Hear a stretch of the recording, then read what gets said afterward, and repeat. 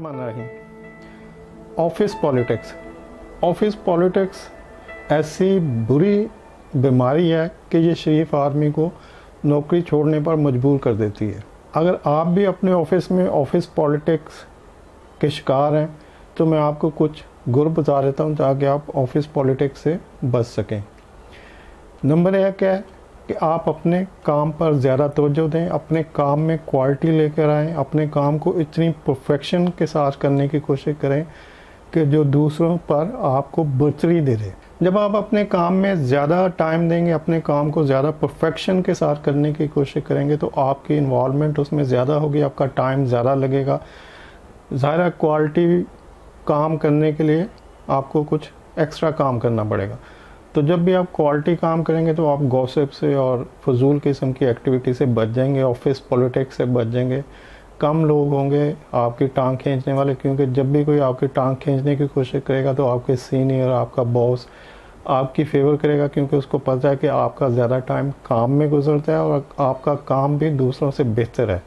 तो इस तरह की फेवर आप अपने बॉस से उसी वक्त ले सकते हैं जब आपका काम हाई क्वालिटी का हो। नंबर 2 है कि आप अपने काम में एक्सपर्ट हों, यानी कुछ काम होते हैं कि वो कुछ लोगों की स्पेशलिटी होते हैं कि जब भी उस काम की ज़रूरत पड़ती है तो कहा जाता है कि भाई उस बंदे को बुलाओ, वो इसका स्पेशल है, वो इसको हर हाल में हल कर लेगा। तो एक तो रूटीन के काम होते हैं, एक कुछ स्पेशलिटी होती है हर बंदे की। जैसे मैं एक अपने पुराने टाइम में एक बंदे को जानता था जो हमारे अकाउंट्स में था। तो उस वक्त कंप्यूटर नहीं थे, ये कोई अर्ली 90 की बात है। तो उसकी उंगलियां कैलकुलेटर के ऊपर, अकाउंट्स में था वो, तो उसकी उंगलियां कैलकुलेटर पे इतनी तेज़ी से चलती थी और नज़र उसकी कैलकुलेटर पे नहीं होती थी। तो अब उसका ध्यान ऐसे लेजर के ऊपर है, तो उसने लेजर के ऊपर ऐसे अपनी उंगली को नीचे जाना और ऐसे उसकी उंगलियां चल रही हैं। तो ऐसे वो नीचे आ रहा है, उंगलियां चल रही हैं। तो जब वो फाइनल फिगर पे आता था और टोटल करता था तो उसका जो कैलकुलेटर का टोटल होता था और जो लेजर का होता था वो सेम होता था। तो ये जो परफेक्शन है, इस तरह की स्पेशलिटी होनी चाहिए आपके काम में।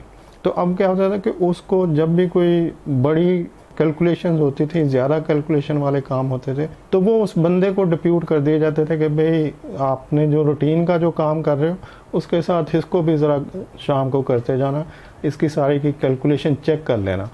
तो जब भी आप इस तरह की किसी स्पेशलिटी के मालिक हों तो आपको फिर मैनेजमेंट अपनी गुड बुक्स में रखेगी और आपका टाइम भी कम गॉसिप में लगेगा, आप पॉलिटिक्स से दूर रहेंगे। और अगर कोई आपकी टांग खींचने की कोशिश करेगा भी तब भी आप उससे बच जाएंगे, क्योंकि सीनियर की नज़र में आप ज़्यादा बेहतर एक्सपर्ट आदमी हैं और वो काम जो आप कर रहे हैं कोई दूसरा नहीं कर रहा, तो उनको हर हाल में आपकी ज़रूरत है, तो आप एक रूटीन की पॉलिटिक्स से बच जाएंगे। नंबर 3 है कि जब भी आपके जो भी इम्पोर्टेंट काम होते हैं, जो भी इम्पोर्टेंट कन्फ्लिक्ट होते हैं, लड़ाई झगड़े पॉलिटिक्स कुछ भी, उनमें जो भी इम्पोर्टेंट होता है उनमें ज़रूर इन्वॉल्व हो और जो इम्पोर्टेंट नहीं होते उनमें इन्वॉल्व ना हो। उसकी वजह यह है कि जब भी आप अपनी इन्वॉल्वमेंट देंगे तो आप एग्जिस्ट करेंगे, आप वहाँ पे इन्वॉल्व होंगे, आपका पता लगेगा कि ये बंदा भी इसका हिस्सा है, लेकिन आप नेगेटिव साइड पे नहीं होंगे, आप एक पॉजिटिव साइड से उसको स्टार्ट कर सकते हैं। फॉर एग्जांपल आप मीटिंग में बैठे हैं और आप डिसएग्री कर रहे हैं किसी भी सीनियर से या इक्वल आपके जो भी कुलीग है उनसे, तो एक तरीका तो ये है कि आप फ़ौरन वहाँ पर फट पड़ें कि सर ये झूठ बोल रहा है, ऐसे नहीं, ऐसे हुआ था, ये गलत कह रहा जी। तो इस तरह का रिस्पांस जो है ये नेगेटिव साइड का रिस्पांस है। तो पहले तो आप तसल्ली से सुने, सुकून से पूरी बात को सुनने के बाद इस तरह से रिप्लाई करें कि ठीक है, आपका नुक्ता नज़र भी ठीक है, आप सही कह रहे हैं, लेकिन अगर आप इसको इस तरह से देखें जैसे कि मैं आपको बता रहा हूँ तो इसमें भी कोई हर्ज नहीं है। तो जो एक्चुअल कंडीशन थी या एक्चुअल पोजीशन थी वो इस तरह की थी, तो मैं आपको उसको एक्सप्लेन कर देता हूँ।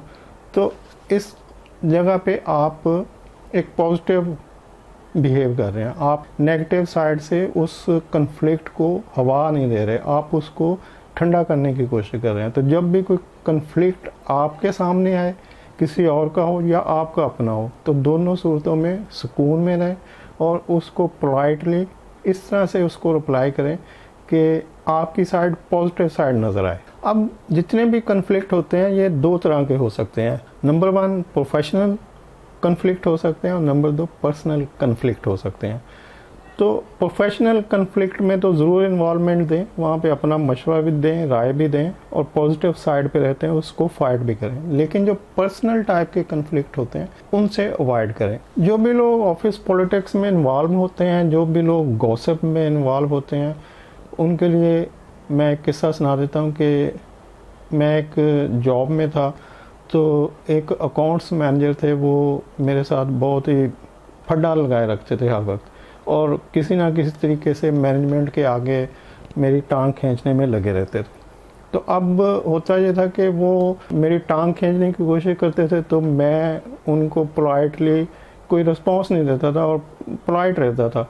और नंबर 2 मैं अपने काम में इन्वॉल्व रहता था। मैं वो टाइम जो वो मेरे ख़िलाफ़ कुछ चाल चलने के लिए ख़र्च करते थे, मैं उस टाइम को अपने काम को बेहतर करने के लिए खर्च करता था। तो उसका नतीजा ये निकलता था कि जब भी वो मेरी कोई शिकायत लेके जाते थे तो मेरा वो जो मैंने अपना टाइम काम के ऊपर लगाया होता था वो मेरी पॉजिटिव साइड होती थी। तो मैनेजमेंट जो थी वो समझती थी कि नहीं यार, ये जो कह रहा है वैसे हमें नज़र नहीं आ रहा है, क्योंकि उनको मेरा काम नज़र आता था और वो साहब उनका काम नज़र नहीं आता था, उनकी शिकायतें नज़र आती थी, क्योंकि वो अपना मैक्सिमम टाइम मुझे पुल डाउन करने में लगाते थे, वो मेरी टांग खींचने में लगाते थे। वो सुबह से शाम तक सोच रहते थे अपने 8-10 घंटों में कि मैंने कौन सी बात किस तरह से मैनेजमेंट को कन्वे करनी है ताकि ये सलीम साहब के ख़िलाफ़ कुछ सबूत चला जाए।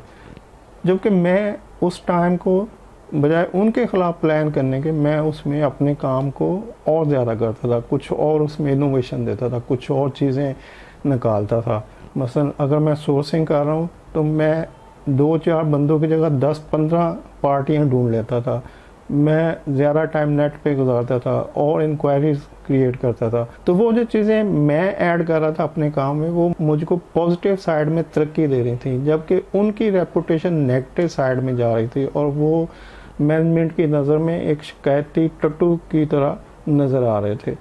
तो जो भी मैंने पहले 2-3 चीज़ें आपको बताई हैं, जब भी आप इनके ऊपर अमल करेंगे तो आप हमेशा पॉजिटिव साइड पे रहेंगे, तरक्की पे रहेंगे और कोई भी बंदा आपकी टांग खींचने से पहले कम से कम एक दफ़ा ज़रूर सोचेगा कि यार ये मुश्किल काम है, इनको इस तरह से नहीं गिराया जा सकता, ये मैनेजमेंट की गुड बुक्स में है, अपने काम में बेहतर है, इनकी स्ट्रेंथ है, इनकी वैल्यू है, तो पॉसिबल नहीं है कि मेरा ये तरीका या ये गुर जो मैं आजमाने की कोशिश कर रहा हूँ इससे मैं इनको गिरा लूँ। तो जब दूसरे इस तरह से सोचेंगे तो आप उनके किसी भी नेगेटिव हरकत से बच सकते हैं और उसके लिए एक ही तरीका है कि आप अपने काम को बेहतर करें, काम में दिलचस्पी लें, काम में वैल्यू एडिशन दें और काम को ऐसे करें कि आप जैसी एक्सपर्टीज़ वहाँ पे किसी और की ना हो। वीडियो देखने के लिए शुक्रिया। अल्लाह हाफ़िज़।